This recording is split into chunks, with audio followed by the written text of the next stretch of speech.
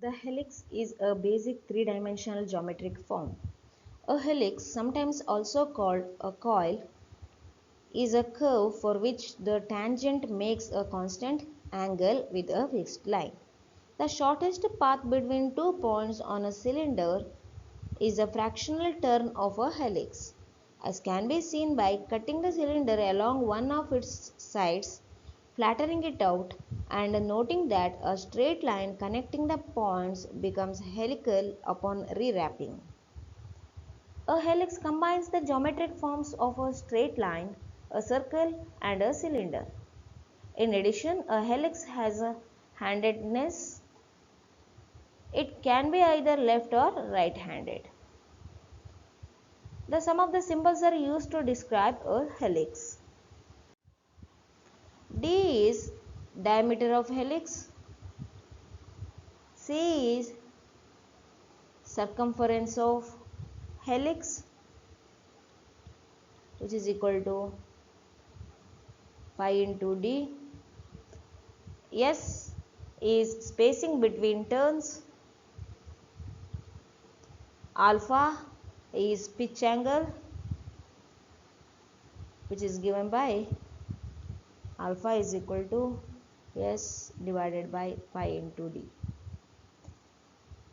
L, length of one turn. N is equal to number of turns.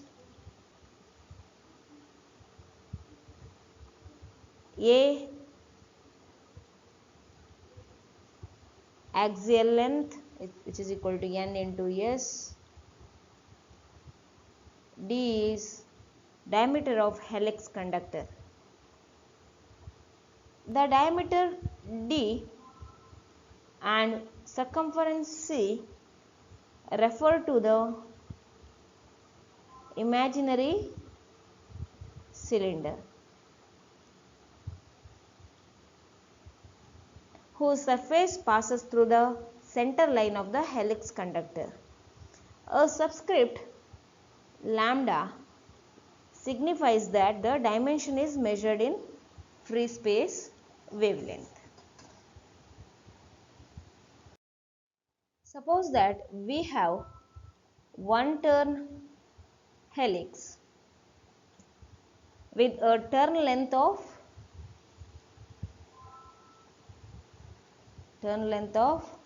1 lambda, or we can write L lambda is equal to 1. When alpha equal to 0, a helix is a loop of 1 lambda circumference or of diameter equal to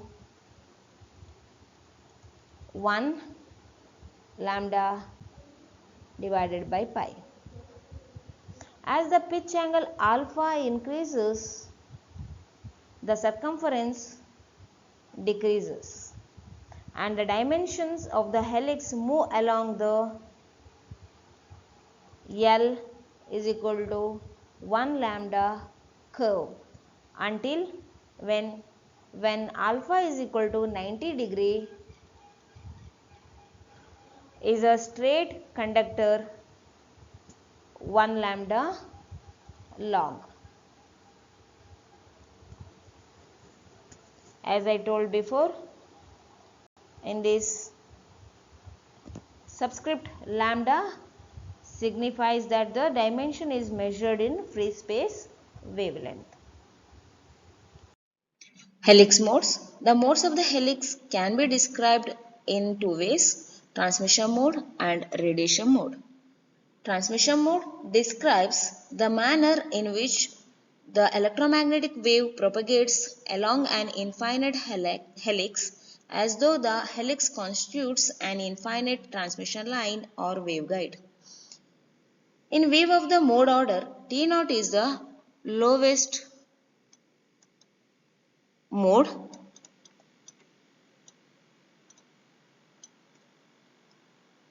If the length of one turn of the helix is small compared to the wavelength lambda, the lowest transmission mode is called a T0 mode.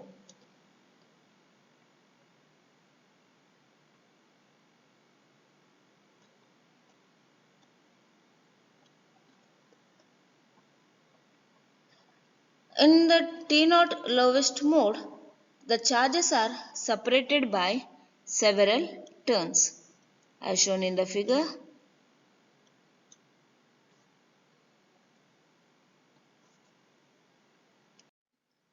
When the helix circumference c is of the order of about one wavelength, the second order transmission mode, referred to as T1 mode,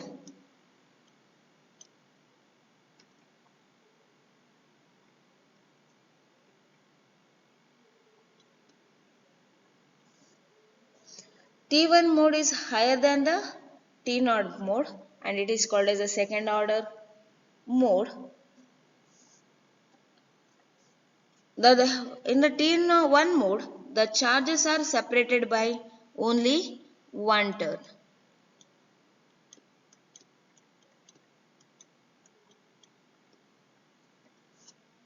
The modes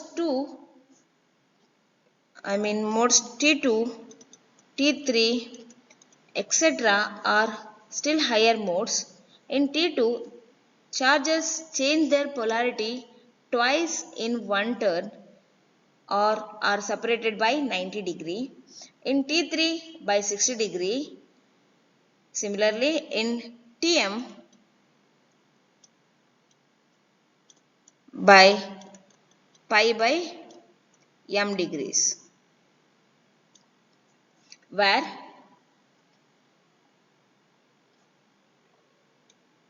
m is the order of the mode.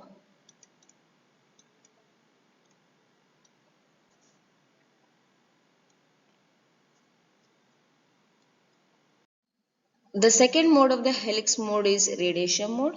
It describes the general form of the far field pattern of a finite helical antenna.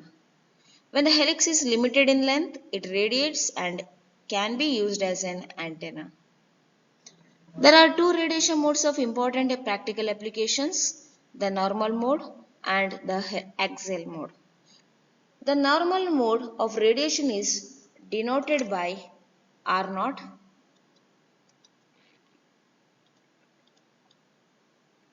in which the radiation beam is perpendicular to the helix axis. Axial mode of radiation is denoted by R1,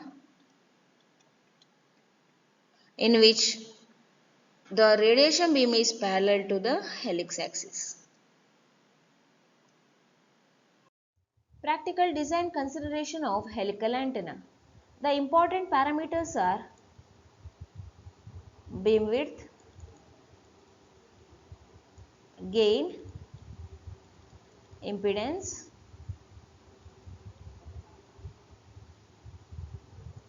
axial ratio. For a given number of turns, the behavior of the beam width, gain, impedance and axial ratio determines the useful bandwidth. The nominal center frequency of this bandwidth corresponds to a helix circumference of about 1 lambda.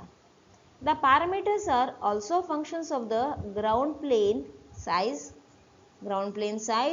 and shape, the helical conductor diameter, the helix support structure and the feed arrangement.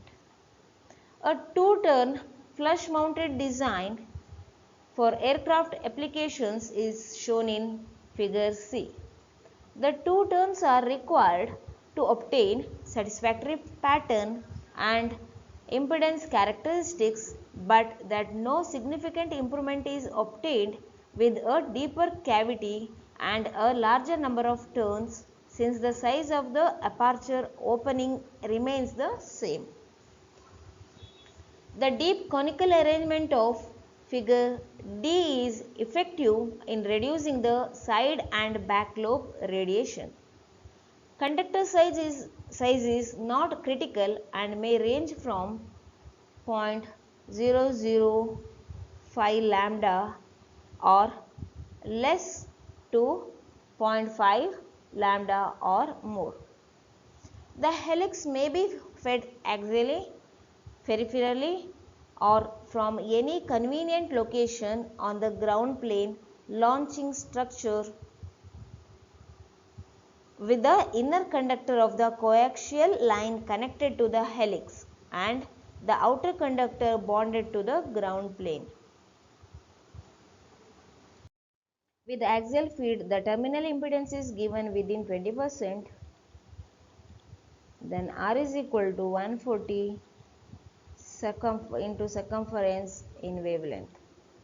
While with peripheral gives its value within 10%, R is equal to 150 divided by root of circumference in wavelength. Above relations have the restriction that circumference is between 0.8 and 1.2, alpha is between 12 degree and 14 degree, and number of turns greater than or equal to 4. As the helix tubing is brought close to the ground plane, it is gradually flattened until it is completely flat at the termination, where it is spaced from the ground plane by a dielectric sheet. The appropriate height h is given by width divided by 377 divided by root of relative permittivity of dielectric sheet into impedance minus 2. Half bow beam width is equal to 52 divided by circumference in wavelength into n into s in wavelength, which is in degree. Bandwidth of first null is equal to 115 divided by circumference root n into s lambda. Directivity is equal to 15 square of circumference n into s lambda. The Agee antenna is a popular form of antenna where directivity and gain are required. Although the Agee has become particularly popular for television reception, it is also used in many other applications, both domestic and commercial. The gain and directivity of the Agee antenna enable improved reception by enabling better levels of signal to noise ratio to be achieved, and by reducing interference levels by only picking up signals from a given direction. For transmitting, much better use of the available power is made because it is possible to focus the transmitted power on areas where it is needed. Similarly, levels of general interference can be reduced to other users because the signal is not transmitted to areas where it is not needed. Agee antennas consist of a single driven element connected to a radio transmitter and or receiver through a transmission line, and additional parasitic elements with no electrical connection, usually including one so-called reflector and any number of directors.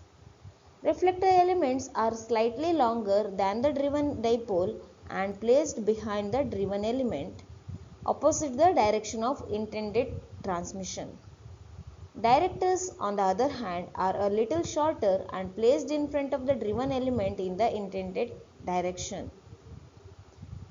These parasitic elements are typically of turned short-circuited dipole elements, that is, instead of a break at the feed point, a solid rod is used. They receive and re-radiate the radio waves from the driven element, but in different phase determined by their exact lengths. Their effect is to modify the driven element's radiation pattern. The waves from the multiple elements superpose and interfere to enhance radiation in a single direction, increasing the antenna's gain in that direction.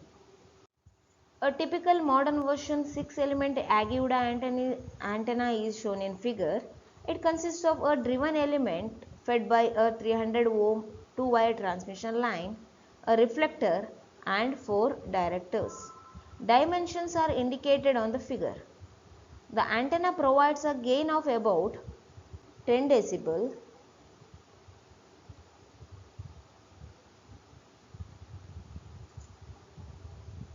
with a bandwidth at half power of 10%. By adjusting lengths and spacings appropriately, the dimensions can be optimized, producing an increase in gain of another decibel. However, the dimensions are critical.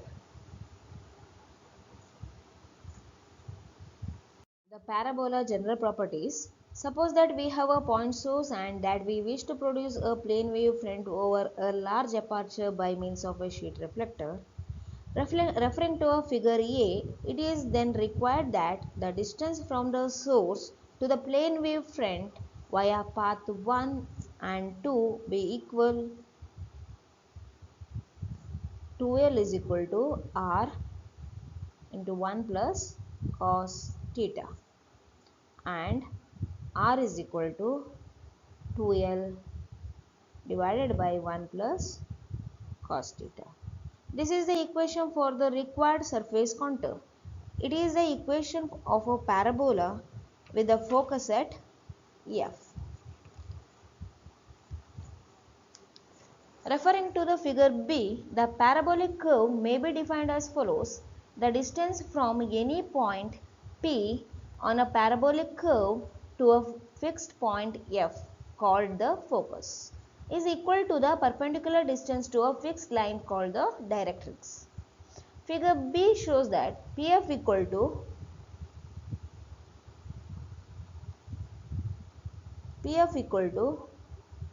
PQ. Referring now figure C, let AA dash be a line normal to the axis at an arbitrary distance QS from the directrix. Since PS is equal to QS minus PQ and PF equal to PQ, it follows that the distance from the focus to S is PF plus PS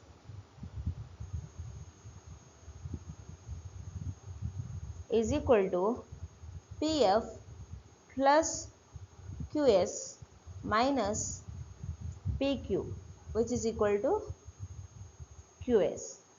Thus, a property of a parabolic reflector is that all waves from an isotropic source at the focus that are reflected from the parabola arrive at line AA dash with equal phase. The image of the focus is the directrix, and the reflected field along the line AA dash appears as though it originated at the directrix as a plane wave. The plane BB dash at which a reflector is cut off is called the aperture plane.